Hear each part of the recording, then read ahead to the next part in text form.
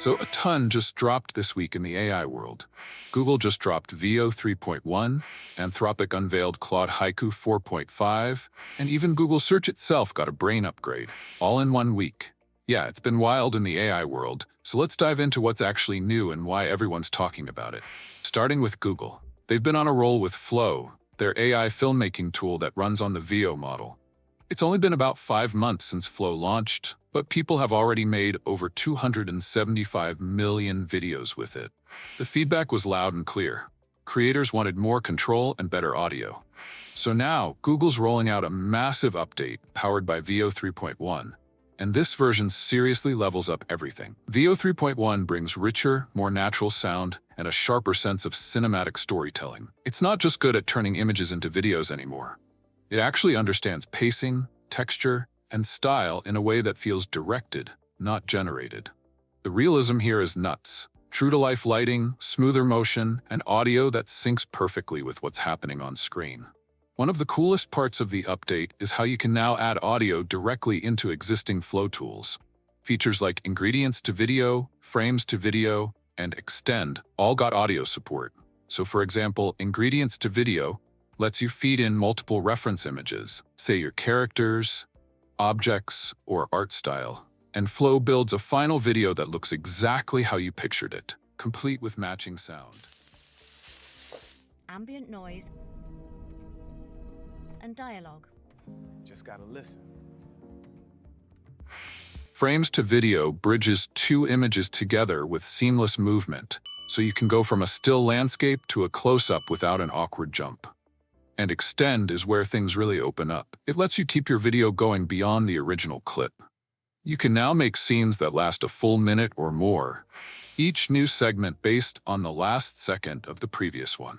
It's perfect for long, establishing shots or continuous motion sequences. They've also added finer editing tools right inside Flow. There's Insert, which lets you drop in new details, like extra props or even fantasy creatures, and the system automatically matches lighting and shadows so it blends naturally. And soon, you'll be able to remove stuff too. Flow will reconstruct the background, making it look like the object or person was never there in the first place. Behind all this is the upgraded Veo 3.1 model, which doesn't just make things prettier. It's smarter about sticking to your prompt and keeping visual consistency between shots. You'll find it not just in Flow, but also inside the Gemini app, Vertex AI for enterprise users, and the Gemini API for developers. Speaking of developers, Google also launched Veo 3.1 and Veo 3.1 Fast in paid preview through the Gemini API and Google AI Studio.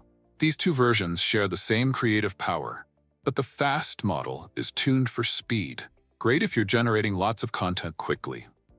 Developers can now guide video creation by uploading up to 3 reference images to keep characters and styles consistent. There's also scene extension, so you can chain clips together endlessly, and first and last frame, which builds smooth transitions between 2 images with audio baked in. Real studios are already using it. Promise Studios plugged Veo 3.1 into its Muse platform for generative storyboarding and pre-visualization, and Latitude is using it in their narrative engine to instantly turn written stories into moving scenes. And if you're wondering about price, Google kept it simple. Veo 3.1 costs the same as Veo 3. Now let's jump to Google's other big update, this one for voice search. They quietly replaced their old automatic speech recognition (ASR) system with a brand new approach called Speech-to-Retrieval, or S2R. Instead of turning your speech into text before searching, S2R cuts that middle step entirely. It understands your spoken words directly and retrieves results instantly. The old method could get tripped up. Even a tiny transcription error could completely change your query. Like saying, "buy flights to Nice," but it hears, "buy flights to mice." S2R fixes that by skipping text altogether. Google says this isn't just a lab demo. It's already running live in multiple languages, giving users faster, more accurate results worldwide. It's a pretty huge shift in how machines process human speech, not just reading what you say, but understanding what you mean. And then there's Anthropic, which dropped its own headline grabber this week, Claude Haiku 4.5. It's the latest addition to the Claude family, the smaller, cheaper model that still performs impressively well. Haiku 4.5 is now available to all users, including free ones, and it's designed to deliver fast, accurate answers without breaking the bank. Anthropic says Haiku 4.5 actually outperforms some older, larger models that were top tier just a few months ago. It's even better at using computers than Claude Sonnet 4, the mid-sized model launched in May. On S2E Bench Verified, a benchmark that measures coding performance, Haiku 4.5 performs about as well as Claude Sonnet 4 and OpenAI's GPT-5. Mike Krieger, Anthropic's chief product officer, the Instagram co-founder, told CNBC that Haiku 4.5 punches way above its weight. And he's not exaggerating.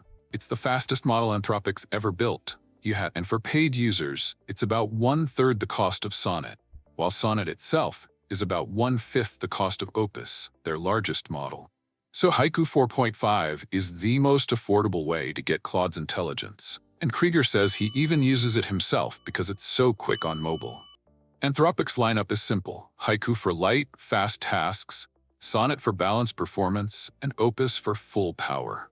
And they're all designed to work together. Sonnet can handle complex multi-step reasoning, while Haiku runs the smaller subtasks in parallel.